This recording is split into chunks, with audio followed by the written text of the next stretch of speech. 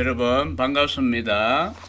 2022년 한가위 명절을 맞이하게 되는데 우리 모든 분들의 가정과 또 심령 위에 하나님의 은혜와 평강이 함께 하시기를 바랍니다.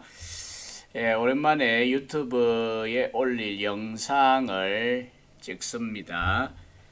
지난 화요일 9월 6일 오후 3시 20분부터 총신대학교 신학대학원 양지 캠퍼스에서 가을 심포지움으로 존 파이퍼의 생애와 설교라는 주제로 네 분의 발제, 패널 토의 등 2시간의 시간이 있었습니다.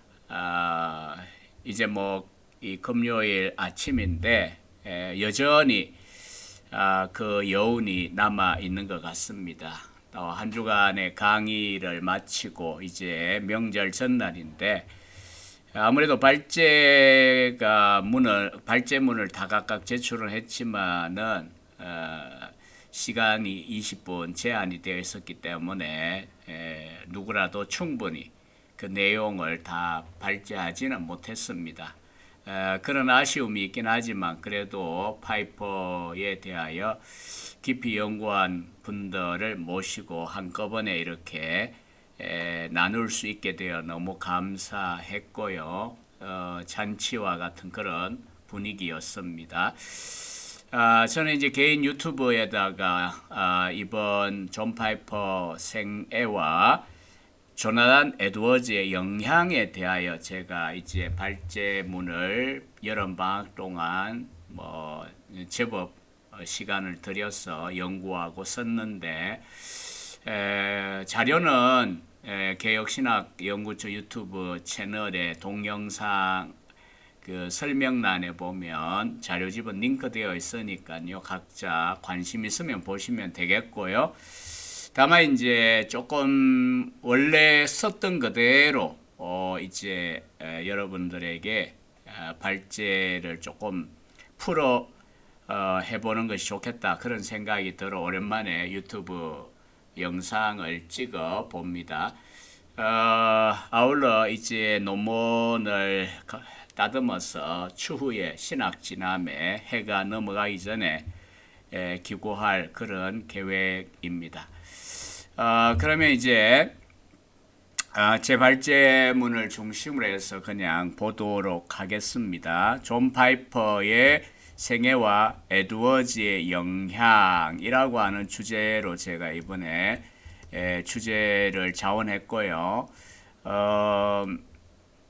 결국 이제 존 파이퍼의 생애에 있어서 조나단 에드워즈라고 하는 신학자의 영향이 지대했기 때문에 이와 같은 주제 선정은 당연한 주제 중에 하나고요. 파이퍼를 연구하려면 당연히 우리가 그에게 영향을 미친 흔히 작년 가을에도 팀 켈러 심포지움을 했었는데 누군가 그런 말을 했어요. 팀 켈러를 읽기만 하지 말고 팀 켈러가 읽은 책을 읽어라 이런 이제 멋진 표현을 썼는데 맞는 말이에요. 근데 바빙커를 저는 많이 공부하고 많이 다루고 이렇게 하는데 바빙커도 이제 어떤 영향을 받았는지 그 신학이나 철학이나 이런 이제 분석하는 그런 이제 작업이 참 중요한 것 같아요. 그래서 존 파이퍼를 분석하면 여러 이제 생시에 만난 은사들도 있지만 죽은 신학자들 가운데 저수를 통하여 영향받은 사람이 여럿 있는데 그 중에 한 명 대표적인 것이 조나단 에드워즈입니다. 또 제가 에드워즈의 성경론을 전공했기 때문에 이 주제를 제가 선택을 했고요.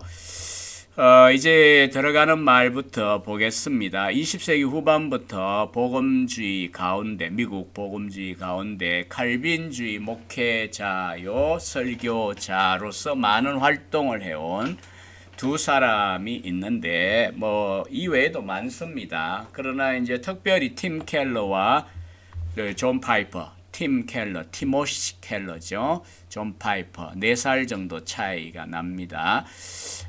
이런 이제 두 사람이 있습니다. 로버트 슐러, 노만 빈센트 필 등의 적극적 사고를 개성한 이 레이크우드 교회의 조엘 오스틴의 긍정의 힘이 사실 뭐 요즘 좀 덜한 것 같긴 합니다만 맹위를 떨치고 또 혹은 뭐 신사도 운동 계열의 작가들이나 그런 무브먼트가 영향을 떨치는 우리 한국의 상황을 생각할 때에 이 티모시 켈러와 존 파이퍼의 영향력은 환영할 만한 일이라고 저는 생각을 합니다.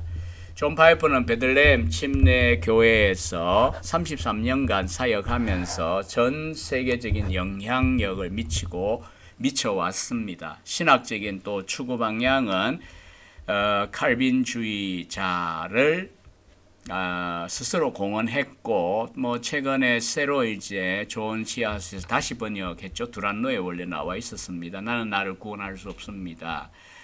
그러나 이제 최근 아마 존 파이퍼와 떠나는 뭐 칼빈주의의 이 비슷한 제목일 겁니다. 소위 도르트 신경의 5 포인트에 대한 강론을 출간할 정도로 자신은 5 포인트 칼빈주의자다 이렇게 이제 고백하기를 주저하지 않는 사람이 존 파이퍼이고요. 그 다음에 D.A. 칼슨은 파이퍼를 현 시대에 있어서 마틴 로이 존스와 동렬에다가 세우기도 하고요.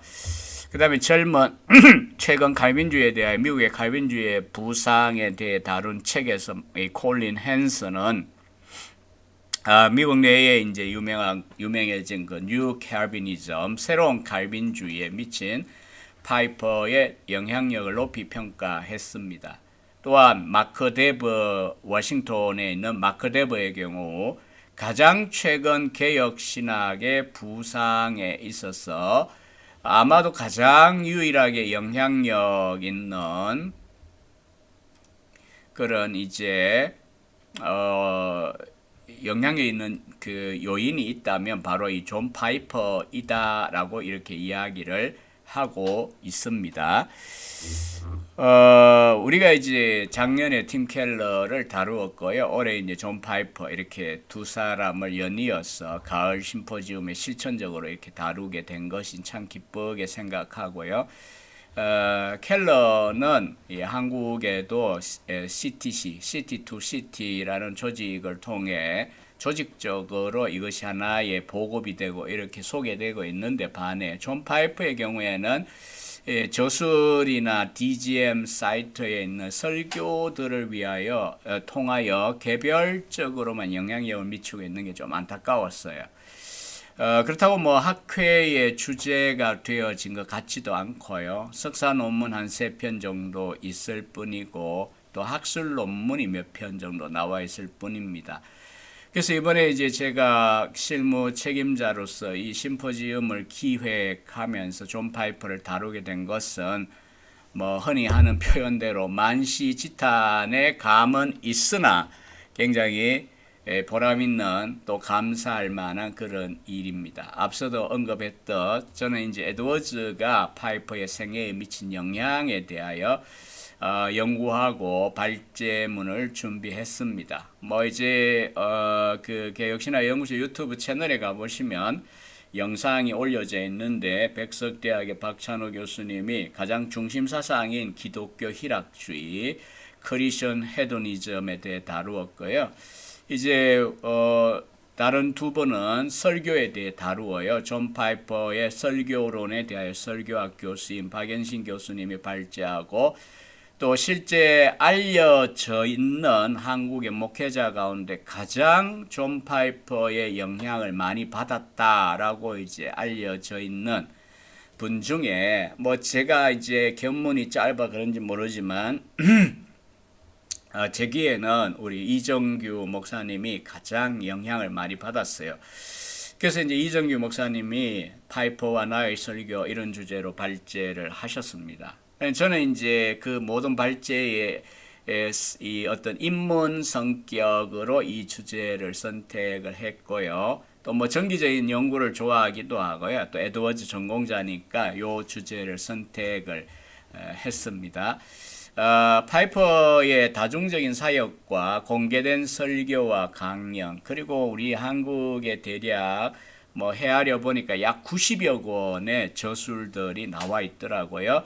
근데 그 가운데 이제 단연 조나 에드워즈의 신학 사상이 굉장히 영향을 미치고 있다라고 하는 사실을 알 수가 있고요. 많은 연구자들이 또 그와 같은 사실을 학문적으로 박사 논문, 영어로는 9편 정도가 나와 있거든요. 박사 논문에서 잘 입증을 해주고 있습니다. 파이퍼가 2013년에 은퇴하고 난 다음에 크로스웨이, 주로 출판했던 출판사죠. ESB 스터디 바이블도 낸 곳이기도 한데요. 파이퍼의 그간의 저작들을 다 모았어요. 그래서 저작 선집을 이 인덱스까지 14권의 양장본으로 출간을 해놓기도 했고요. 물론 그 이후에 또 많은 책들을 출간하고 있는 것도 또 사실입니다. 여전히 왕성하죠. 은퇴하고 9년이 지나가고 있지만 또 이제 DGM 사이트, Desiring God Ministries 웹사이트에 가면 뭐 설교 원고 올려져 있습니다. 출판 안 된 것들도, 그 다음에 기고문들도 있고 설교 음성, 설교 영상 파일들이 다 올려져 있기 때문에 무료로 또 접근 가능하고요. 정말 관심이 있다면 파이퍼에게 영향을 뭐 받는 데에는 제한이 없습니다. 다만 이제 제 주제와 관련하여 조금 아쉬웠던 것은 개인적으로 조금 방대하게 자세하게 회고록을 좀 출간했으면 싶었는데 없었고요. 그럼에도 불구하고 2015년에 저스틴 테일러가 남침례교 신학교의 박사 논문으로서 바로 이 부분을 다루어 주었기 때문에 이 파이퍼의 그 형성 과정을 이제 박사 논문에서 다루었어요.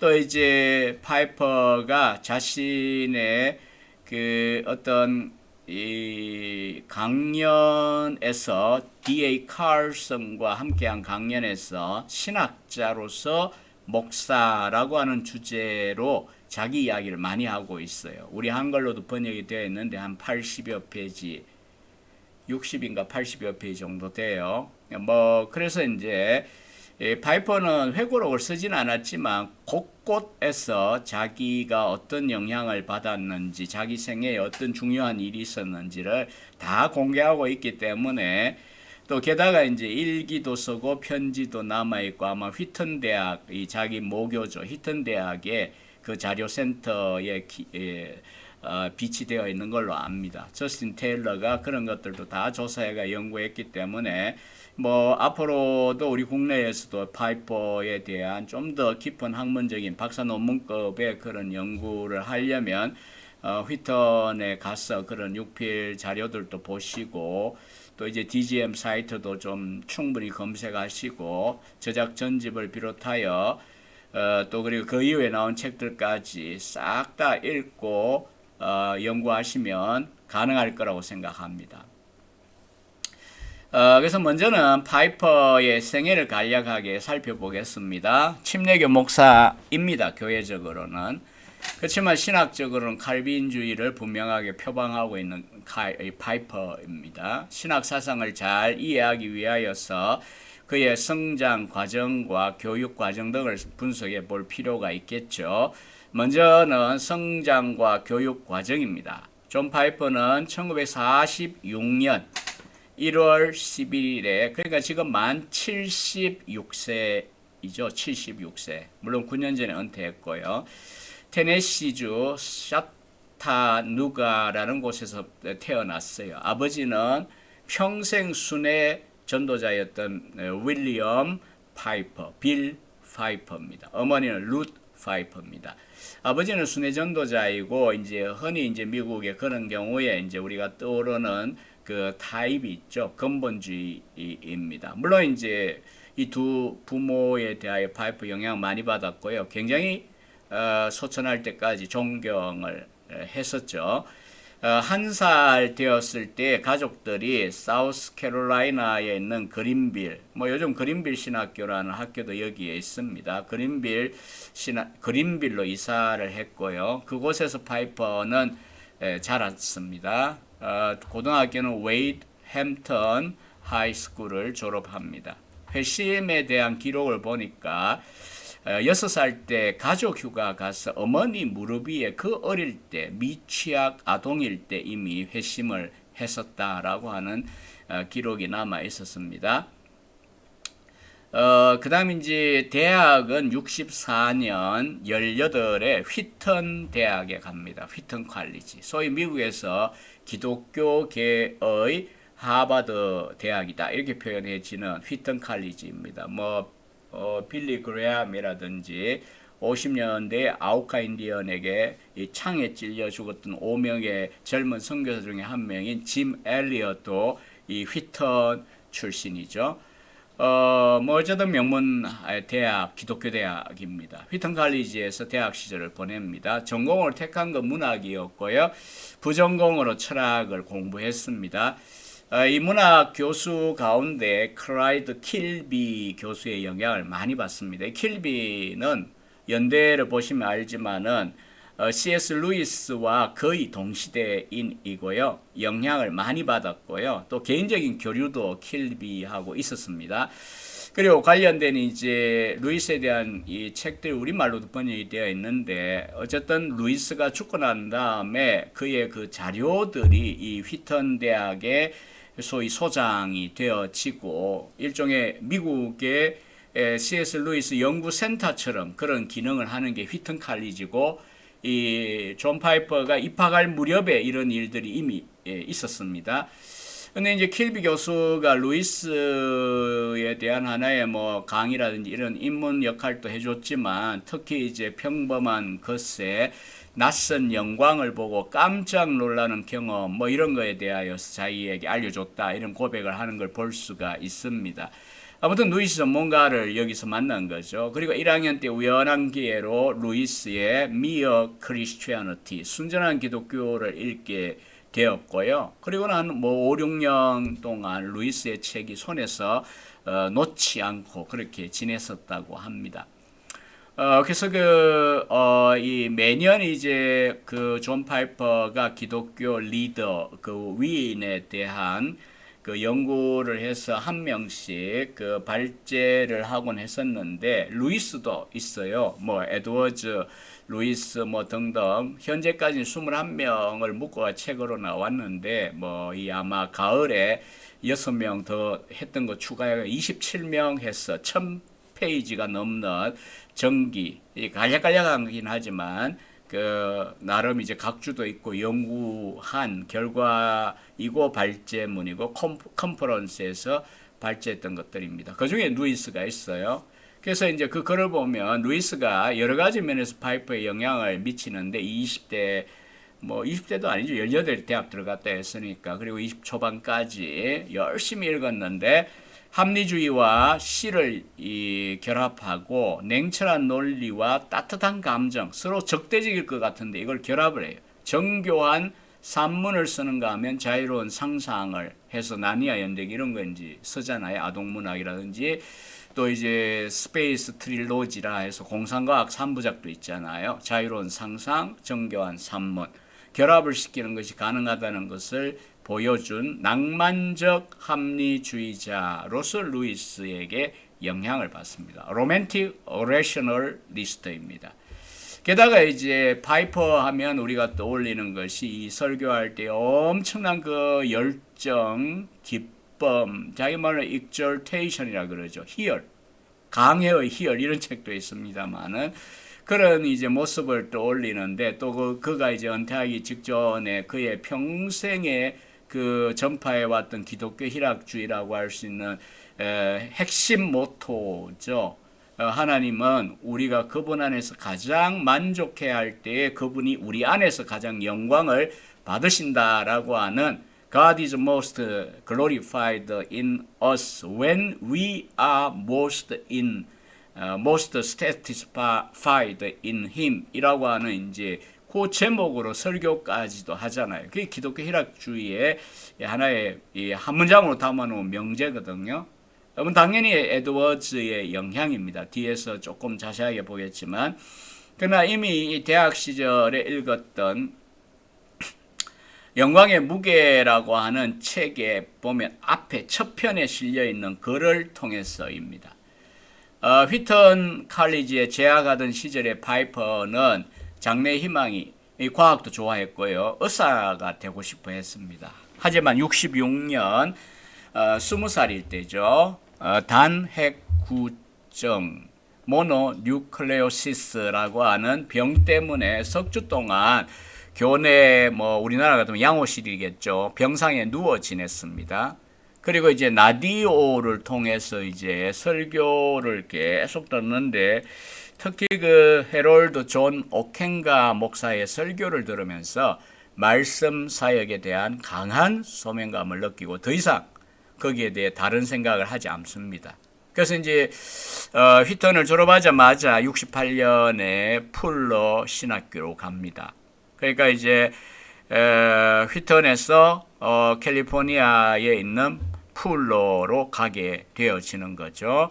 그리고 이제 신학교 1학년 시절이죠. 노엘 헨리와 결혼을 합니다. 22살. 신학교를 가고 결혼도 합니다. 이제 나중에 슬하에 아들 넷이 태어나고요. 또 딸 하나를 입양을 해서 키운 것으로 기억이 납니다. 자, 풀러 신학교를 보죠. 우리 현재로 이야기하면 MDB, 목회학 석사과정이라고 하는데 당신 아직 MDB 학위가 없고 BD라고 불렀어요. 신학사라고 부르던 시절입니다. 이 당시 68년, 71년 사이에 풀러 신학교에는 신약학자 유명한 조지 레드가 마지막이라고보다 이제 좀 이제 나이가 60 무렵이니까 아주 왕성하게 이제 활동하고 빛을 발하던 시점입니다. 또 역사학자이자 엄청난 번역을 했죠. 제프리 브로밀리. 근데 키텔 신약 신학사전이나 바르트의 교회학 이런 것들 보면 이 브로밀리 이름으로 많이 나와 있잖아요. 엄청난 번역자입니다. 브로밀리, 또 구약학자 윌리엄 나소르, 우리나라의 구약 개론책이 번역되어 있는데 재직했고 또 이제 라소르의 조교도 했었어요. 그렇지만 이제 특별히 두 교수에게 영향을 받습니다. 그에게 구원론을 가르쳐준 제임스 모건 교수입니다. 모건. 입학하고 2학년 때 위암으로 이 모건 교수는 죽습니다. 그리고 무엇보다 데니얼 페이턴 풀러, 풀러 신학교 설립자가 찰스 풀러인데 건무지 전도자죠. 그 풀러의 아들이자 그 다음 신약 교수입니다. 아주 탁월한 실력을 갖춘 이 풀러 교수에게 영향을 참 많이 받습니다. 파이퍼는 풀러 신학교에 입학하던 시절에는 자기가 자기 결정권을 가지고 있는, 그러니까 그런 셀프 디터미네이션이 가능한 인간의 자유의지를 확고하게 믿고 있었고, 하나님도 뭘 하시려면 인간이 허용한 그런 부분만 할 수 있다, 이런 식으로 생각하는 알미니안주의자였습니다. 그러나 모건의 구원론 강의와 풀러 교수의 유명한 강의이기도 하고 나중에 책으로도 나오죠. 성경의 통일성. 우리나라 말로도 이제 번역됐다 절판되는데 우리나라에는 통일성, 유니티를 통일성이 아니고 뭐라고 하여튼 번역을 했어요. 말씀사에 나와 있어요.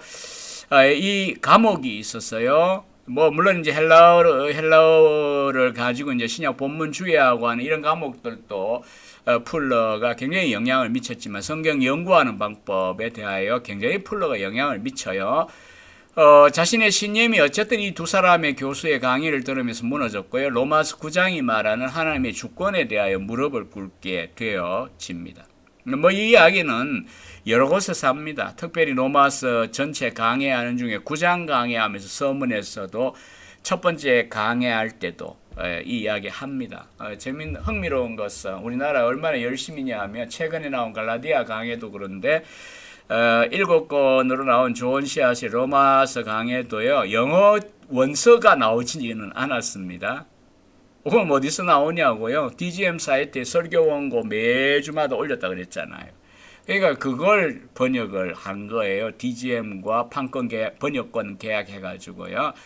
어쨌든 9장 이제 이 한글로는 읽을 수 있습니다. 데니얼 풀러의 신약학 수업을 통해 파이퍼는 학문적인 훈련과 신앙 훈련을 굉장히 깊이 받습니다. 그래서 나중에 이제 자기 한 학문적인 저서를 풀러, 그러니까 데니얼 풀러에게 헌정하면서 25년 전 신학생이었던 나는 강의 시간에 접한 엑서제시스, 주석에 대한 풀러의 진지하고도 성실하고 활력적인 사랑과 수고에 압도되었습니다.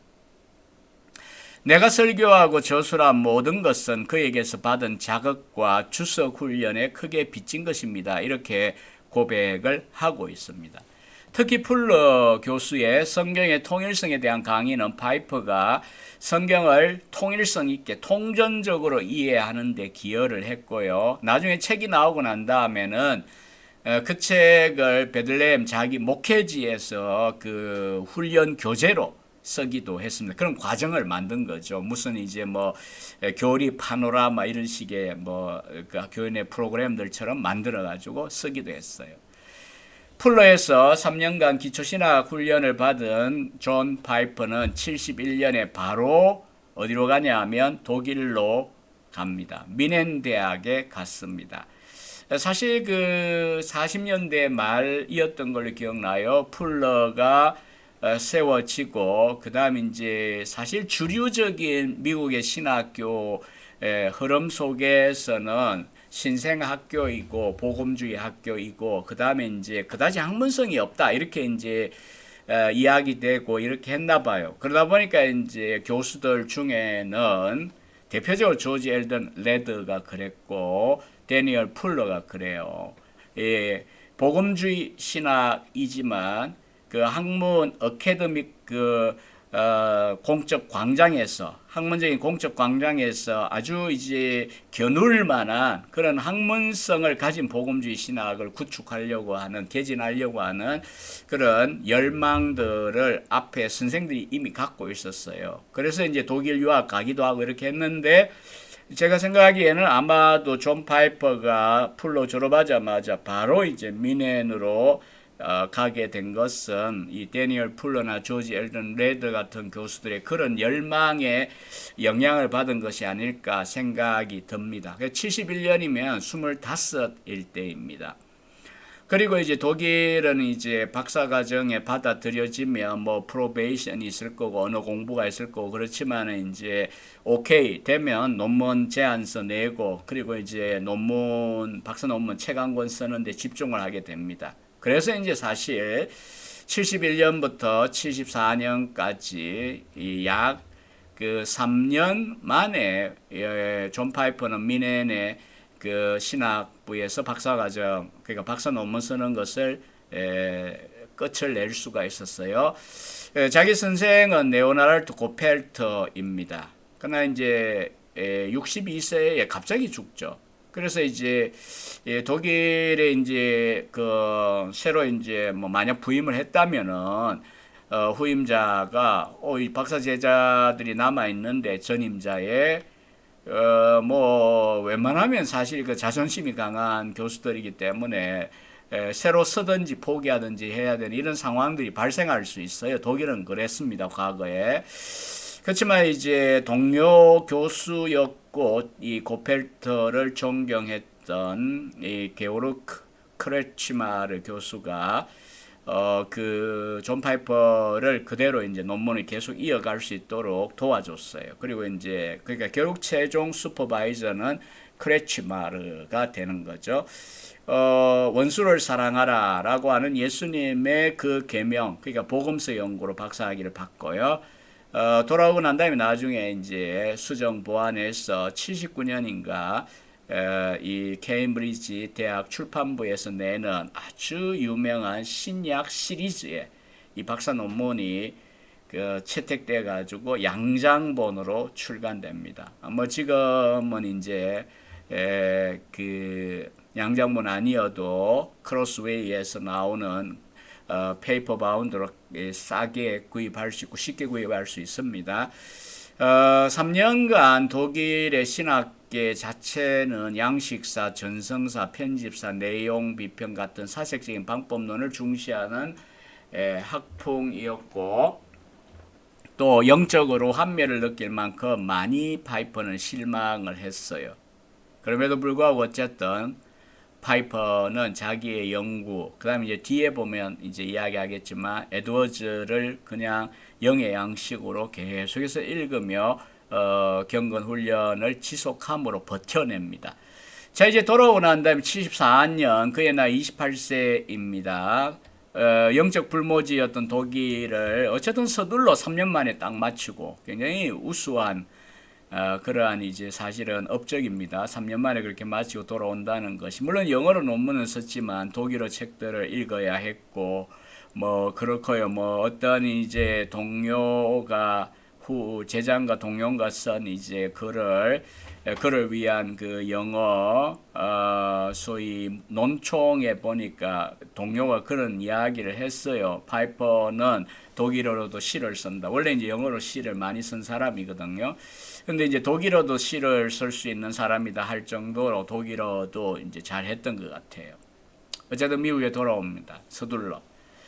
그리고 이제 다음 이제 일을 찾아야 되겠죠. 학교도 물론 이제 서류 보내고 30군데의 교회, 교단, 선교단체, 대학, 신학교에 지원 서류를 보냈습니다. 그러다가 이제 그에게 주어진 기회는 미네소타주에 있는 세인폴에 소재한 베델 신학교의 강사입니다. 연구년을 1년 동안 떠난 교수 대신하여 신약을 가르치는 강사였어요. 그리고 이제 어쨌든 교수가 되고 80년까지 6년 동안 신약 또 신약 개론, 신약 헬라어 이런 것들을 가르치면서 행복한 시간을 보냅니다. 이 기간 동안에 자신의 천직이 신약학자다라고 생각을 했고요. 학위 논문 아까 이야기한 대로 정식 출간하고요. 또 이제 전문 논문들을 학술지에 기고를 하기도 합니다. 신약학자로서 이름을 드러냅니다. 그리고 이 베델 칼리지의 교수들이 신학적으로 입장이 분명하고 이렇게 분명하게 무엇을 밝히기를 싫어하는데 존 파이퍼는 이 젊은 교수로서 자기 입장을 분명하게 밝힙니다. 또 이 시기에 이제 제자였던 지금 현재 뭐 또 나름 이름 있는 신약학자죠. 스캇 해퍼만 혹은 하퍼만은 파이퍼를 통해 이미 그러나 아직 아니라고 하는 종말론이 구속사의 이해 열쇠라고 하는 점을 가르쳐 주었다라고 고백을 합니다. 그리고 이제 존 파이퍼는 그 자신에게 뭐 영어로 이렇게 써놓으니까 갑자기 그 읽기가 좀 그런데요. 나에게 소개했다. 하나님의 끊임없는 그 헌신. 뭐 하나님을 보고 헌신이라고 말하기는 어렵죠. 커미트먼트.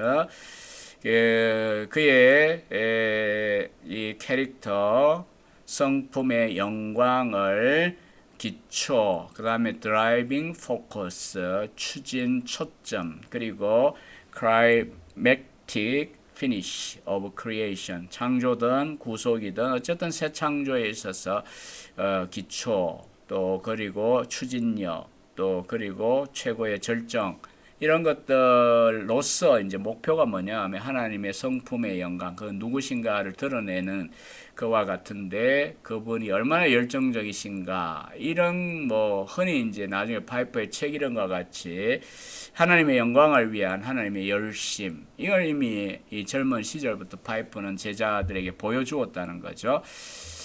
그리고 톰 스텔러가 있습니다. 나중에 베델 신학교, 베델 침례교회에서 같이 사역도 하고요. 가르치기도 합니다.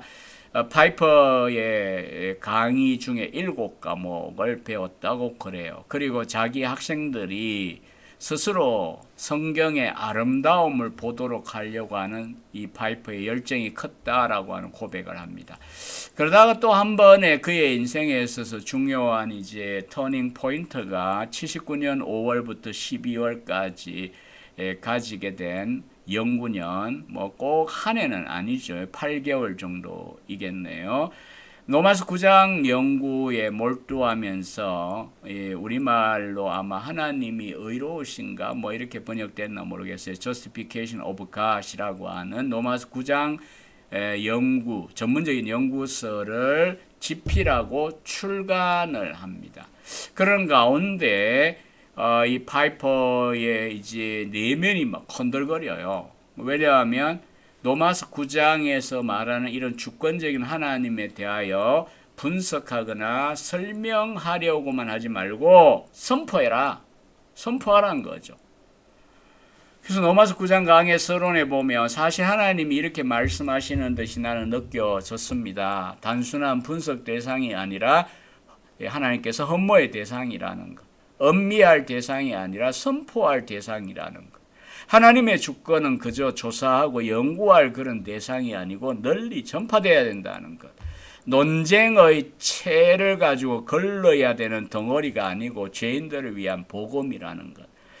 또 반항적인 의지를 극복할 수 있는 하나님의 은혜의 주권적인 승리만이 유일한 소망임을 깨닫는 그런 인간들이라고 하는 사실. 그래서 이제 결국은 교수직을 내려놓고 목회지로 가야 하겠다라고 하는 또 한 번의 결심이 있습니다. 하나님의 부르심에 대하여.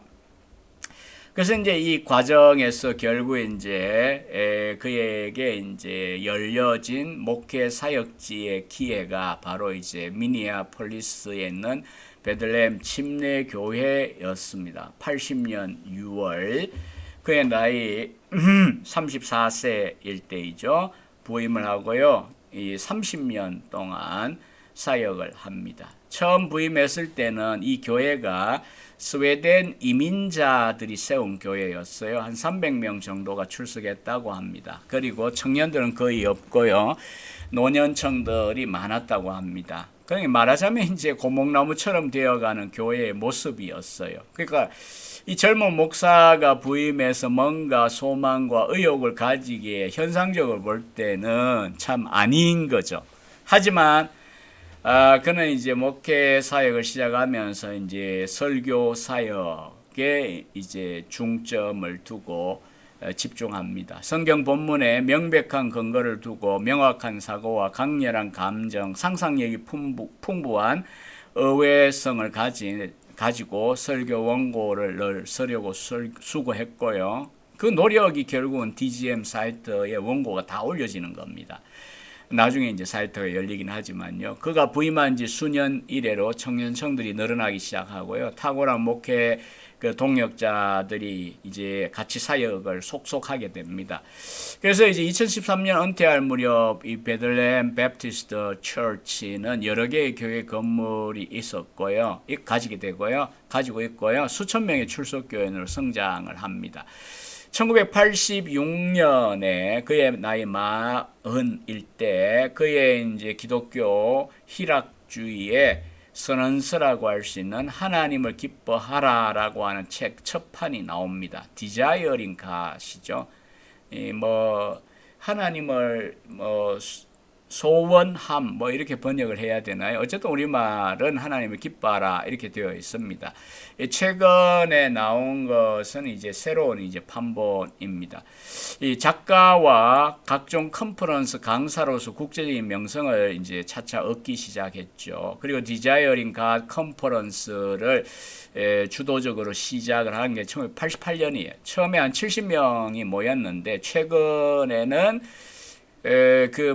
이 존 메가드 경우에 그 캘리포니아에 이제 셰퍼드 컨퍼런스 이런 거 해도 몇천 명씩 오잖아요. 또 저기 리고니어 컨퍼런스도 있고 그러는데 이 디자이어링 갓 컨퍼런스도 수천 명씩 모이곤 하는 걸 대형 컨퍼런스가 되어 있습니다. 교회는 참 1년에 한 달씩 목회할 때에 안식월을 주면서 이걸 보고 집필을 위한 안식월이라 하고 주었어요.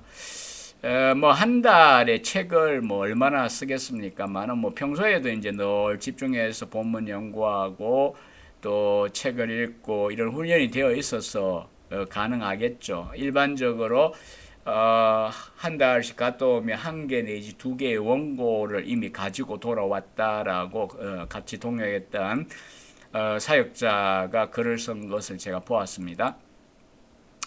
파이퍼의 영향력이 국제적으로 확산되는데 중요한 기여를 한 매체는 저술뿐 아니라 1994년에 그 앞서 이제 미리 소개했던 DGM이죠. 줄이면 Desiring God Ministries 사역입니다. 이렇게 Ministries라는 이런 붙여서 미국에는 사역 단체가 많이 있습니다. 개인이 이제 주도하는 사역이어도 DGM의 목표는 예수 그리스도를 통하여 모든 백성의 기쁨을 위해 모든 일 속에서 하나님의 주권, the supremacy of God을 위한 열심을 확산시키는 겁니다.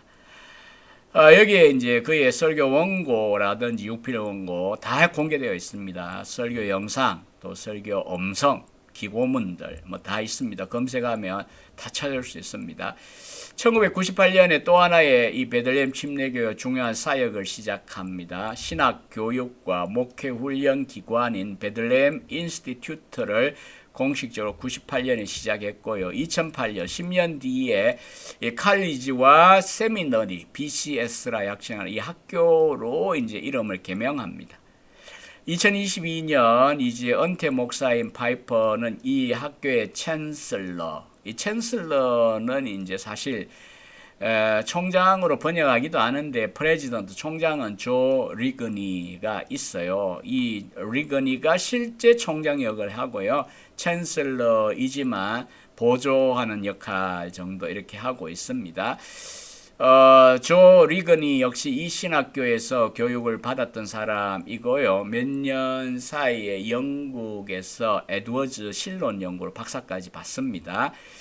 근데 이제 그가 이 리그니가 이 베들레헴 신학교에 다닐 때 기억을 보면요. 성경 헬라어 굉장히 강조했대요. 주에도 강조했고요. 이 당연히 존 파이퍼가 이 주도했던 학교니까요. 데니얼 풀러에게서 기원한 활골 도회 방식의 성경 연구 방식이 전해졌을 뿐 아니고 누구나 다 에드워즈 신학에 대한 두 강의는 필수적으로 들었도록 되어 있다고 합니다. 2006년 존 파이퍼는 전립선 암 수술을 받습니다. 성공적으로 받고요. 그리고 이제 좀 사역을 하다가 2010년 5월 1일부터 8달의 안식 기간을 가지고 난 다음에 이제 은퇴할 때이다. 이때가 만 64세인데 은퇴 결심을 하고 그것을 교회 앞에 밝힙니다. 그리고 이제 준비 과정을 통하여 2012년 제이슨 메이어 박사가 후임으로 선택됩니다. 남심내교 신학교에서 신약 연구로 박사를 받았고요. 제가 처음 알게 되었을 때는 저기 이디오피아의 복음지 신학교에 또 가서 가르치고 있기도 했어요. 그리고 그 크로스웨이에 그 우리나라도 몇 개 번역이 되어 있는데 이 로이드 존스에 대한 책도 제이슨 메이어가 쓴 바가 있습니다. 아무튼 2013년 5월 31일에 존 파이퍼는 고별 설교를 하고 은퇴 목사가 됩니다. 그리고 이제 전혀 이제 교회 일에 그 간섭하고 이렇게 하지 않죠. 존 파이퍼는 목사인데도 불구하고 2010년 그의 베들레헴 교회 사역 30주년을 맞아 여러 동료들, 교수들, 지인들이 참여하여 파이퍼 몰래 기념 논총을 하나 만들어줘요. 저도 이 글을 쓰면서 이제 제가 구입했었던 소위 그 존 파이퍼에게 경의를 표한 에세이들 이 부제고요. 하나님의 이름의 영광을 위하여 For the fame of God's name이라고 하는 이 논총을 제가 읽어봤습니다. 다 읽은 건 아니고요. 여러 결들이 있기 때문에 필요한 글들을 이렇게 부었어요. 또 2018년에 이르러서는 베일러 대학에서 영어권에서 가장 영향력 있는 12명의 설교자들을 뽑을 때에 존 파이퍼, 팀 켈러 등을 포함시켰습니다. 2017년 봄에 한국을 처음 방문, 이때까지는 두 번도 아니고요. 딱 한 번 그때 방문하고 두란노 쪽에였던 것 같은데요. 집회들을 하기도 했습니다.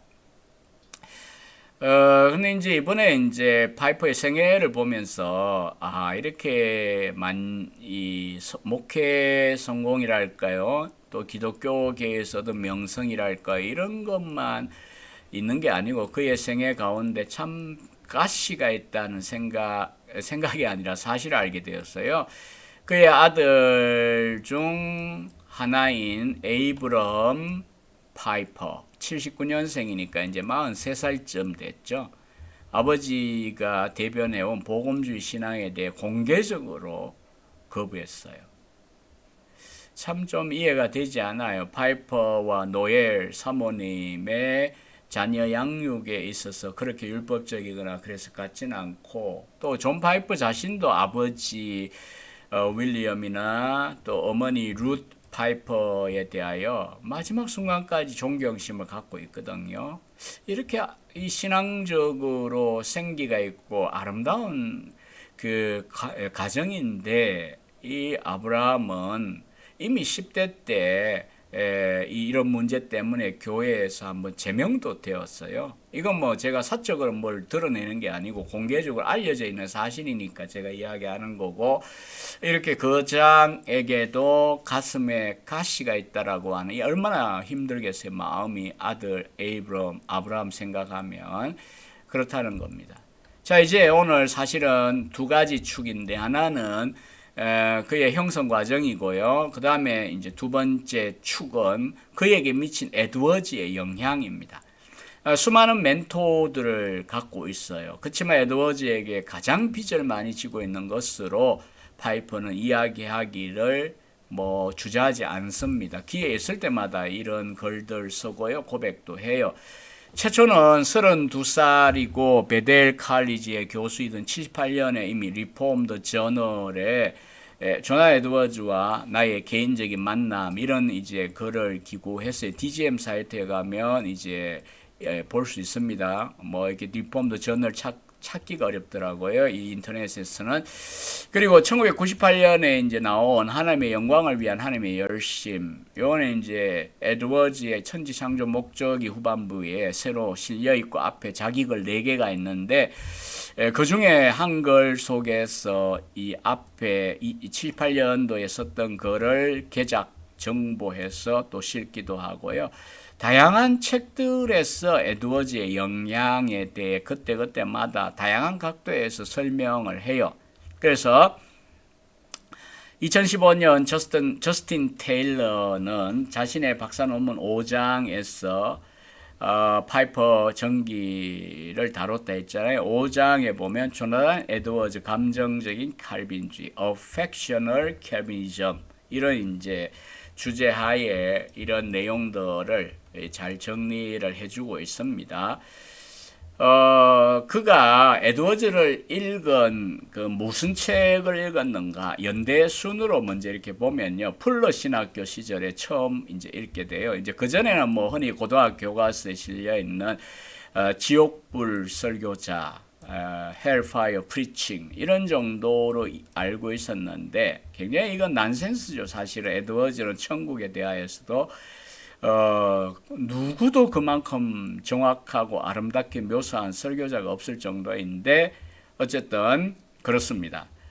그러다가 이제 루이스를 읽고 그 다음 에드워즈 저술에 깊이 몰입을 합니다. 데니얼 풀러의 영향이었다고 합니다. 93년 11월 1일자 나에게 가장 영향을 미친 책들이라고 하는 DGM 포스팅에 보면 이렇게 고백합니다. 데니얼 풀러와 루이스와 더불어 에드워즈는 나의 생각과 나의 경건에 지배적인 영향을 미친 사람들입니다. 내가 생각할 때 나는 루이스에게 매료되었던 것과 동일한 이유로 에드워즈에게도 매료되었습니다. 내가 신학교 재학 중이던, 이게 풀러죠. 어느 날 어느 학생이 말하기를 우리는 너무 합리적이고 신앙과 하나님에 대한 경건에 이 해로운 일이다, 이렇게 이제 말할 때 풀러 교수가 아주 격앙이 된 적이 있다고 합니다. 왜 이 두 가지, 즉 합리성과 뜨거운 경건, 이 서로에게 적대적이어야 하냐? 왜 선택해야 되냐? 이유가 없다. 이렇게 반박을 했다는 거죠. 그래서 그런 이야기를 들으면서 이제 파이퍼의 마음은 기쁨과 기대로 뛰기 시작했고요. 풀러가 이런 말을 이제 또 했어요. 조나 에드워즈는 명쾌하고 복잡한 논리적 논정으로부터 당신들의 할머니 가슴도 뜨겁게 할 경건한 스타일에까지 이렇게 쉽게 왔다 갔다 글을 쓸 수 있는 그런 사람이다. 들어보니까 이 젊은 파이퍼가 저게 내게 필요한 것이다. 그래서 이 에드워즈 읽어봐야겠다. 그래서 보물을 찾기 위하여 도서관으로 갔다. 이렇게 표현을 했어요. 그래서 파이퍼가 처음 읽은 책은 놀랍게도 굉장히 난해한 이 삼위일체론입니다. 우리나라 말로도 아직 번역이 안 됐습니다. 뭐 분량은 많지 않지만 굉장히 난해한데 읽고 교회에서 페이퍼를 썼고요. 이 책과 실험함을 통해 삼위일체에 대해 부분적으로라도 이해할 수 있는 개념적 틀, 컨셉추얼 프레임워크를 얻을 수 있었고 경외심과 참된 예배를 고무시키는 것은 하나님에 대한 무지라기보다는 지식이다 라고 하는 것을 깨우쳤다고 이야기합니다.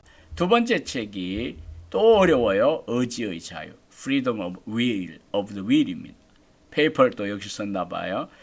앞서도 이야기했지만 풀로 들어올 때 이 알미니안적인 자유의지론을 갖고 있었다고 했잖아요. 그러나 이제 이것이 풍비박산이 나는 체험을 이 에드워즈의 의지의 자유 1754년에 출간된 책입니다. 이걸 보면서 이제 깨어지는 경험을 합니다.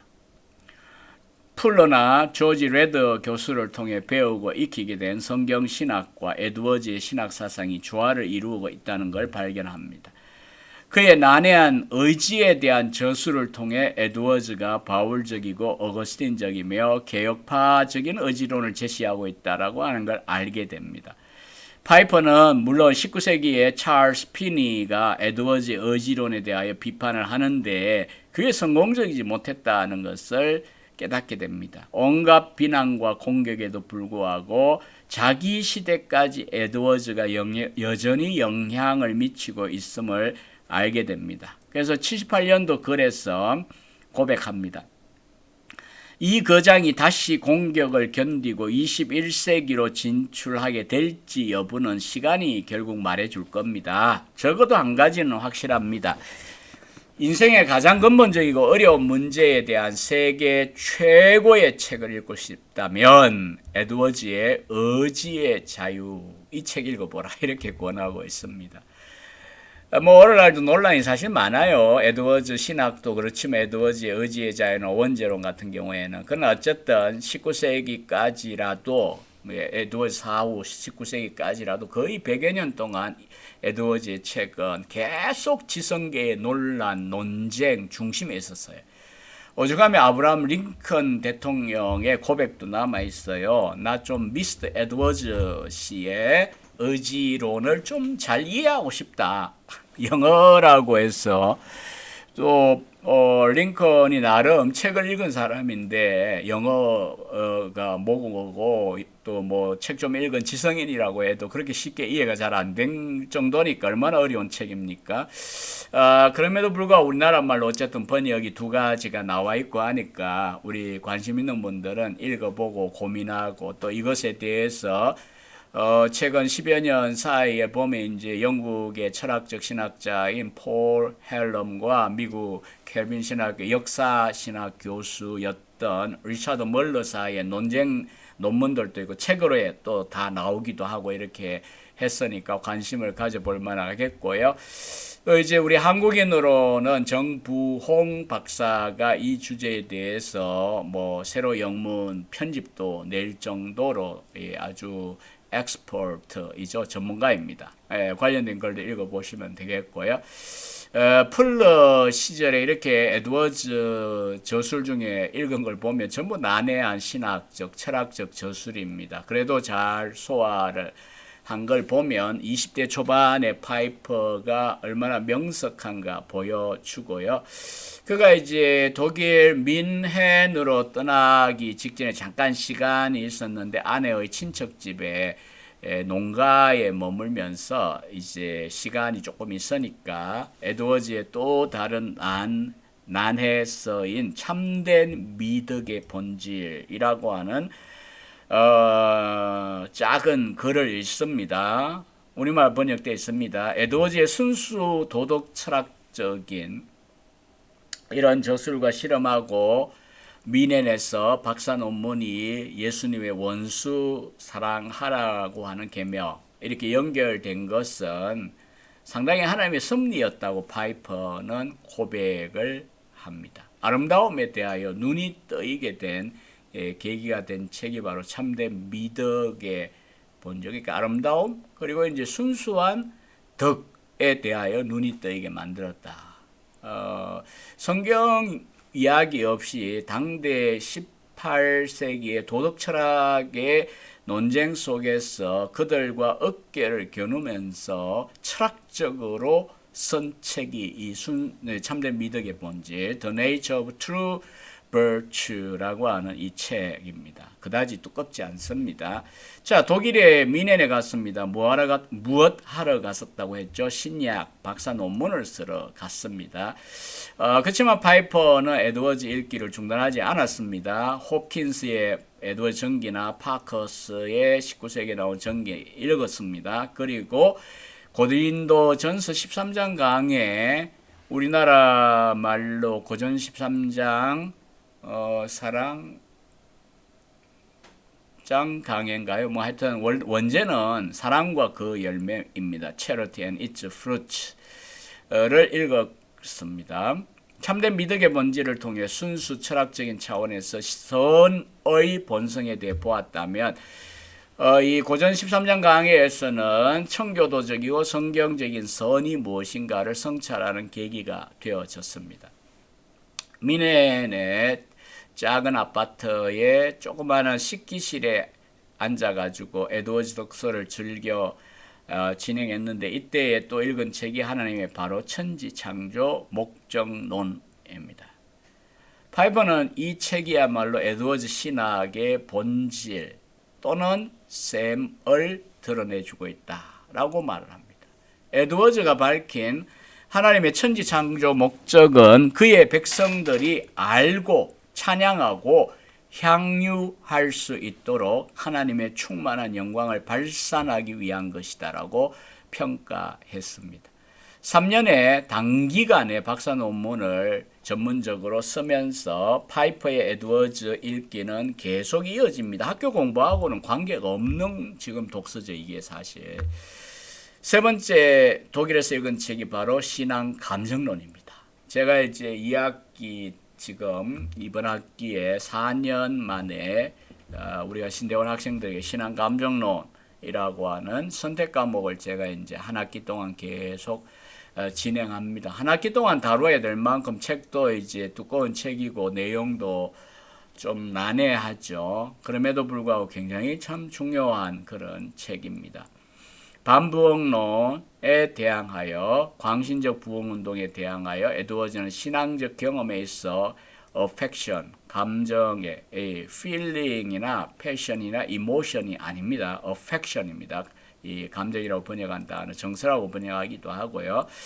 이 감정의 참되고 필수적인 자리를 변호하되 진리에 대한 바른 인식에 기초한 감정을 변호하려고 했었다는 점이 매우 현대적이고 적실한 것으로 여겨졌습니다. 파이퍼의 고백이죠. 그러므로 신앙 감정론이 나에게 아주 현대적이고 유익한 메시지로 여겨지는 것은 놀랄만한 일이 아닐 것입니다. 이 책은 에드워즈의 다른 어떤 책보다도 더욱 나의 개인적 역사와 개인적 성장의 결합에 많은 도움을 주었습니다. 이렇게 이제 고백을 하기도 했어요.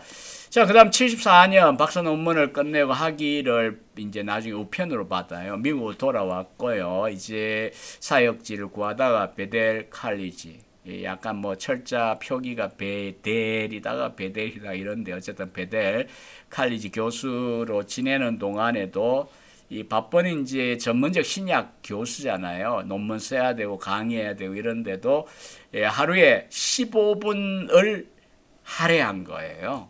이게 굉장히 좋은 습관이죠. 이런 게 우리들에게도 필요할 거예요. 그래서 이제 에드워즈 읽기를 계속했어요. 그래서 이제 98년도 글에 기준에 의하면 그 한 반세기 앞에 독일에서 돌아와서 반세기 동안 성찬 참여 자격론이라든지 원죄론, 놀라운 회심 이야기, 은혜론, 구속사, 데이비드 브레이너드의 일기, 또 균형 잡힌 부흥론이라고 우리말은 번역이 되어 있죠. 뉴잉글랜드의 종교 부흥에 대한 소고 이런 이제 제목인데 기도 합주에 뭐 이런 또 수많은 설교문들 또 전기들 등을 더 읽습니다. 뭐 그 이후에도 계속 이제 읽고 그렇게 했습니다.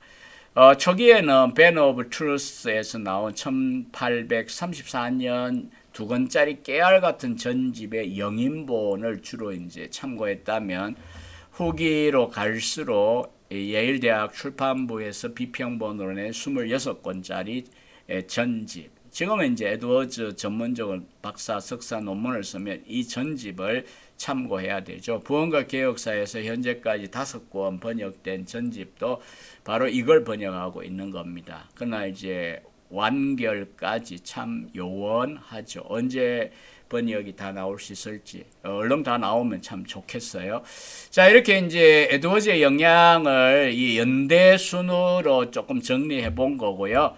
그 다음에 이제 한 가지는 파이퍼의 주요 사상이죠. 기독교 희락주의에 미친 에드워즈의 영향입니다.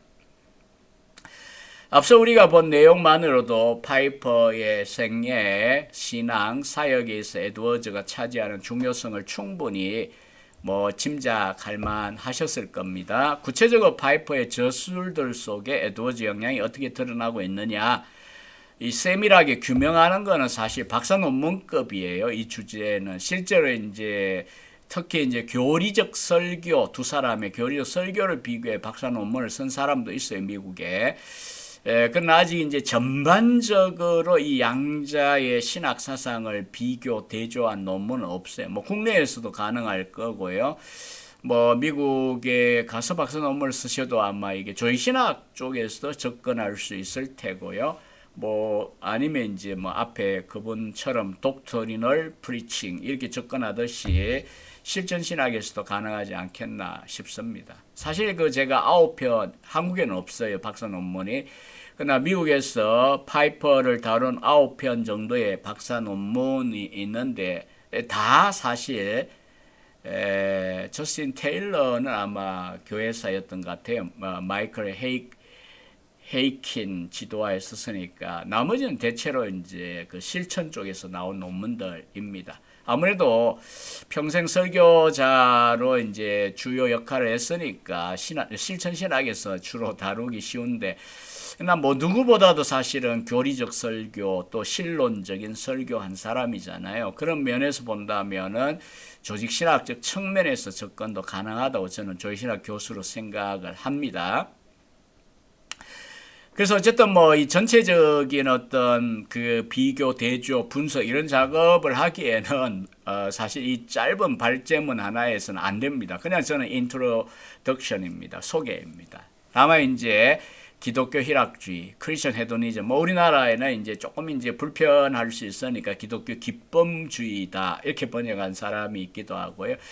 아예 노골적으로 기독교 쾌락주의 이렇게 번역한 사람도 있는데 그건 조금 지나친 것 같아요. 희락이라고 하는 단어 자체가 그렇게 부정적인 단어는 저는 아니라고 생각해요. 물론 이제 파이퍼도 이게 얼마나 오해의 소지가 있는가, 헤도니즘이란 단어가 일반적으로 철학에 쓰이고 일반적으로 쓰일 때는 부정적일 수 있거든요.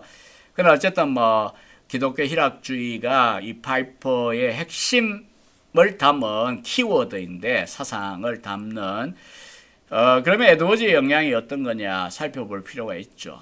이 맥클리먼드와 맥드모트, 조나 에드워즈의 신학, 한 권으로 있는 조나 에드워즈의 신학이죠. 우리말에도 번역이 되어 있습니다. 옥스퍼드 대학 출판부에서 영어는 나왔고요. 그 다음 우리말로도 2015년인가 나올 때 출판사 의뢰로 제가 보름을 수정하고 감수하는, 앞에 이제 임요한 박사님이 번역하셨는데 전문 주제는 구약학자시니까 제가 에드워즈 전문가니까 이제 아마 출판사는 저보고 번역 감수해달라 해서 제가 굉장히 1000페이지 가까운 이 원고를 어쨌든 보았고요. 앞에 이제 그 감수자 소개글 또 쓰기도 했어요. 이 맥클리먼드와 맥도모터의 에드워즈에 대한 책의 이제 한 부분을 제가 지금 이제 여러분에게 소개합니다. 존 파이퍼도 에드워즈에게서 영감을 받아 하나님 중심주의를 제안했습니다. 파이퍼의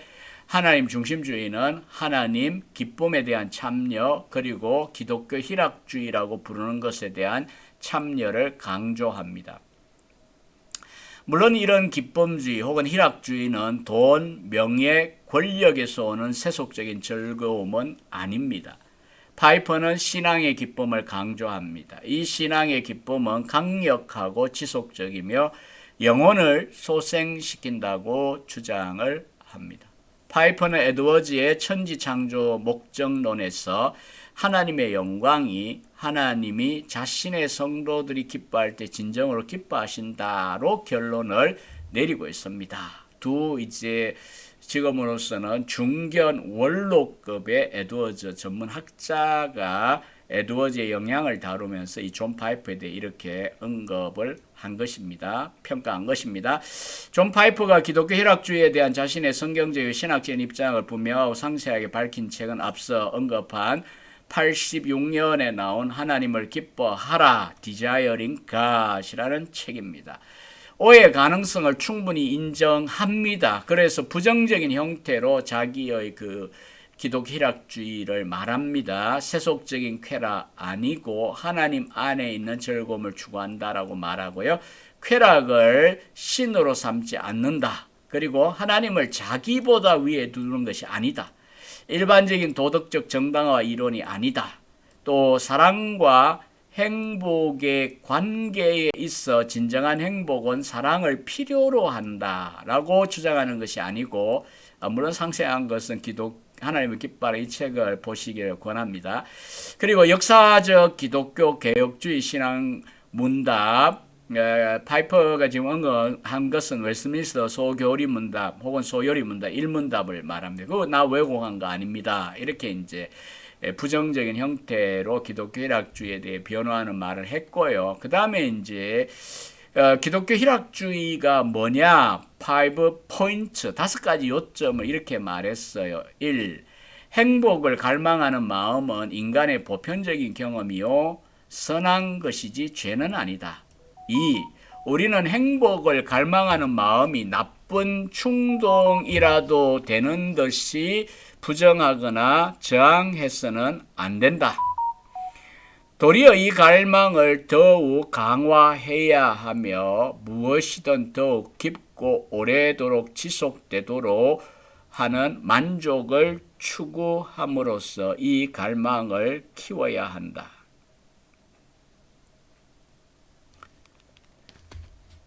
셋째는 가장 깊고 오래되고 지속되는 행복은 하나님 안에서만 찾을 수 있다. 하나님에게서 오는 것이 아니라, 그러니까 from God이 아니라 in God, 하나님 안에 있다. 이렇게 이야기하고요. 네 번째는 우리가 하나님 안에서 발견하는 행복은 그 행복을 다양한 사랑의 방식으로 이웃과 나눌 때 완성된다는 것. 다섯 번째는 우리 자신의 기쁨을 추구하기를 포기한다면 그만큼 하나님을 영화롭게 할 수 없고 이웃을 사랑할 수 없다는 겁니다. 이를 좀 더 긍정적으로 표현하면 다음과 같다. 기쁨을 추구하는 것은 모든 경배와 미덕의 필수 요소다. 그리고 이제 요 소교리 문답, 요 논쟁거리가 되었죠. 사람의 제일 되는 목적이 무엇입니까? 할 때에 영어 보면요. 단수형 썼어요. The end. The end. 끝이란 말이 아니고 목적이잖아요. 답은 영원토록 하나님을 즐거워하고 하나님을 영화롭게 한다. 두 개잖아요. 그러면 two ends인가? 아니죠. 한 가지입니다. 그래서 이제 여기에 청교도들의 원래 의도한 바는 사람이 영원토록 하나님을 즐거워함으로써 그걸 통하여 하나님을 영광스럽게 하는 것이라는 의미라고 이해합니다. 사실 여기에 대해서 이제 우리 박찬호 교수님의 그 발제문 또 이제 발제하신 대로 스탠리 그랜츠도 그랬지만 그 침례교 신학자 또 이제 풀러이니까 이제 사실 그 같은 학교 아니에요. 예, 풀러의 리차드 마오 총장의 경우에도 이제 비판을 했어요. 이상의 인용문에서 파이퍼가 마지막에 소개했듯이 그의 희락주의의 뿌리 중 하나가 웨스트민스터 소교리문답 1문에 대한 이해에 근거합니다. 물론 파이퍼의 기독교 희락주의는 몇 가지 뿌리를 가지고 있다는 걸 소개해요. 그 하나님을 기뻐하라 들어가는 말에 보면 내가 어떻게 기독교 희락주의자가 됐느냐라고 하는 제목 하에 글을 쓰면서 파스칼 이야기도 하고요. C.S. 루이스 시편 이야기도 하고요. 특히 에드워즈 이야기를 합니다. 그리고 이제 에드워즈의 그 미설러니 신학 문집이죠. 잡문이라고 이제 일반적으로 번역할 수도 있겠죠. 이 노트 글. 어쨌든 신학 문집에서 하나님은 자신의 영광이 드러날 때뿐 아니라 우리가 그 영광을 기뻐할 때에 영광을 받으신다라고 하는 구절을 인용을 합니다. 그 다음에 이제 그가 2018년도에 출간한 책에서 그 에드워즈의 하나님의 천지 창조 목적의 영향에 대하여서 20대 초반에 읽었다라고 하는 말을 에드워즈는 하고요.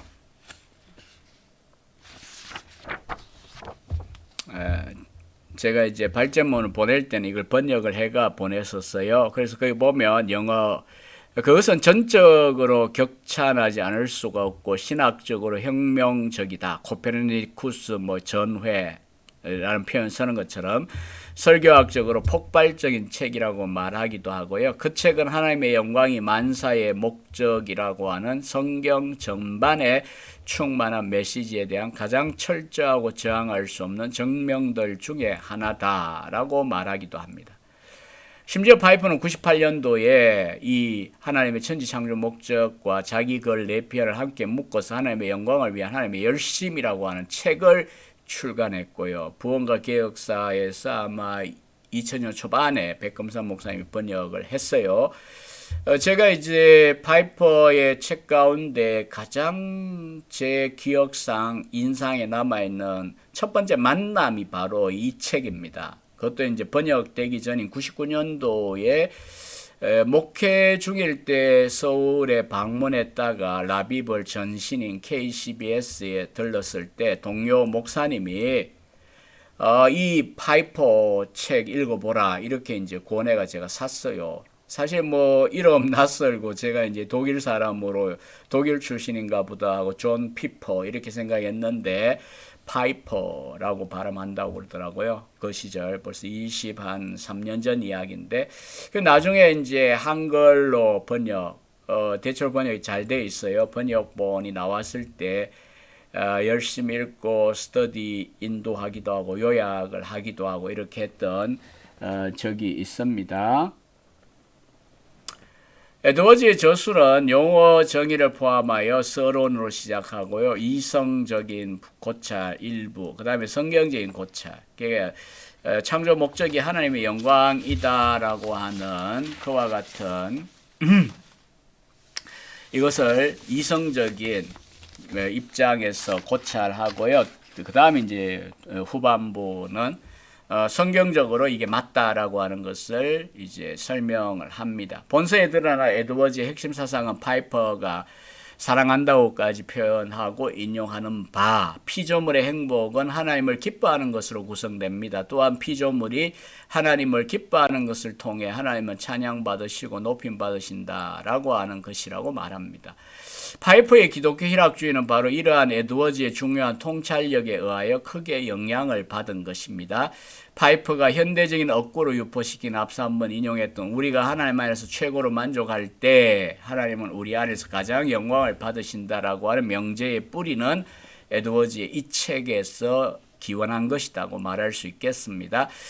파이퍼는 자신의 기독교 희락주의의 주요 요점들을 15가지로 이렇게 자세하게 설명을 하기도 하는데 각 주를 보면 에드워즈의 천지창조 목적을 비롯하여 다양한 저술로부터 인용으로 자기의 입장을 논증해 나가는 걸 볼 수가 있고요. 자, 이처럼 이제 우리가 이게 제 발제의 이 한계랄까요? 이제 목표하는 바가 존 파이퍼에 대하여 기본적으로 그 소개하고, 그 다음 이제 특별히 에드워즈의 영향을 받은 것에 대하여 또 소개하는데, 그 중에 이제 그의 중심인 기독교 희락주의가 뭐냐, 그 다음 그게 어디서 왔느냐, 특별히 에드워즈의 영향, 이런 부분들에 대하여 제가 정리하는 것으로 그렇게 제안했습니다. 한 가지 중요한 질문은 과연 루이스나 에드워즈에 근거한 파이퍼의 희락주의가 자기가 주장하는 것처럼 성경적이고 개혁파적이냐? 라고 하는 이제 질문은 할 수가 있을 겁니다. 이 단어 자체는 오해 가능성이 좀 있습니다, 사실. 그러나 이제 뭐 박찬호 교수님도 논문에서 소결문답 일문답과 개혁파 신학의 대체로 부합한다라고 하는 긍정적 결론을 내리고 있는 걸 볼 수가 있습니다. 물론 파이퍼뿐 아니라 에드워즈가 주창하는 내용들 세부적으로 생각이 서로 다를 수 있고 비판할 만한 내용도 있을 것으로 사료됩니다. 에드워즈 신학을 전공한 필자의 관점에서 볼 때 파이퍼의 기독교 희락주의라는 용어가 사실 오해 가능성이 있어요. 주의할 필요가 있습니다. 그렇지만 그 내용을 정확하게 잘 이해하고 또 그것이 에드워즈나 개혁파가 말하는 천지 창조 목적론에 일치한다라고 하는 점은 말할 수 있습니다. 이 각주에 보면 이제 바빙크 교약 2권의 창조 목적에 대한 부분도 언급했지만 특히 이제 에드워즈의 영향을 받은 어거스트 스트롱에 근거하여 박영용 박사도 바로 이 관점에서 천지 창조 목적을 이야기하고 있어요. 하나님의 영광을 드러내는 것. 그 다음에 그것이 드러나는 방식에는 우리 피조물인 인간들의 행복, 그걸 즐거워하고 기뻐하고 찬양하는, 이게 이제 같이 함께 그 다음에 종속, 이런 개념 정도로라도 정리하고 있는 걸 볼 수가 있습니다. 자, 이상에서 우리는 전 세계적으로 선한 영향력을 끼쳐온 미국의 칼빈주의 침례교 목회자 존 파이퍼의 생애와 그에게 미친 에드워즈의 영향에 관하여 살펴보았습니다. 존 파이퍼 연구에 대한 서론적인 성격을 가진 글이고 또 이제 발제입니다. 생애와 배경 연구에 집중했고, 그 다음에 에드워즈의 영향을 입문이라고 할까요? 개관 정도 해보았습니다. 우리가 2절에서 그의 생애를 보았는데 그가 수만 명의 젊은이들에게 컨퍼런스에서 영향을 미쳤던 그 나중에 책으로 나오기도 했던 주제가 뭐냐 하면 Don't waste your life라고 하는 이 설교거든요. 인생을 허비하지 말라. 강론 혹은 강설처럼 파이퍼의 인생 자체를 보면요, 신학자와 목회자로 살기 위하여 그렇게 아주 그 절제되고 집약된 인생 여정인 걸 볼 수가 있어요. 전문적인 신약학 연구와 신학 교수 기간은 33년의 그의 베들레헴 침례교회 목회와 설교 사역을 위해서 내용적으로 또 중요한 훈련 기간이 된 걸 볼 수가 있습니다. 그는 성경 외에도 현존하는 멘토들의 영향을 받았고 또 수많은 저자들을 통하여 영향을 받았음을 알 수 있습니다. 무엇보다 C.S. 루이스와 에드워즈의 저술이 파이퍼의 형성 과정과 사역 기간 동안 넓고도 깊게 영향을 미쳤음을 알 수가 있습니다. 3절에서 본 대로 에드워즈의 독서 여정 중에 특별히 에드워즈에게 영향받은 것에 대하여 우리가 정기적인 순서대로 한번 보았고요. 그러면서 특히 기독교 희락주의의 에드워즈의 영향, 그런 중에 이제 천지창조 목적의 중요성을 우리가 또 이제 좀 살펴보았고요. 물론 이제 에드워즈보다는 파이퍼의 글을 읽고 있으면 훨씬 더 쉬워요. 또 읽기 쉽고 또 감동이 있습니다. 어쨌든 그러나 사상적으로는 맥이 통한다는 것. 상세한 논의를 우리가 뭐 더 이상 할 수는 없습니다만은 에드워즈와 파이퍼의 희락주의가 성경주의고 개혁주의적이냐, 이거는 뭐 헐뜯으려고 하는 것보다는 우리가 깊이 이해하고 또 어떤 오해 가능성들에 대하여 변호하면서 좋은 내용들을 우리가 잘 또 이제 누리고 활용하기 위해서도 이런 질문들은 재검토가 필요할 거고요. 앞서 이야기한 리처드 마오 같은 사람도 이제 이 의를 제거한 이런 걸 보면 이제 논쟁이 있을 수가 있다라고 하는 점이고요. 어쨌든 내용적으로는 이 웨스트민스터 소결의 문답 특히 이 정신을 잘 구현하고 있다라고 볼 수가 있을 것 같습니다.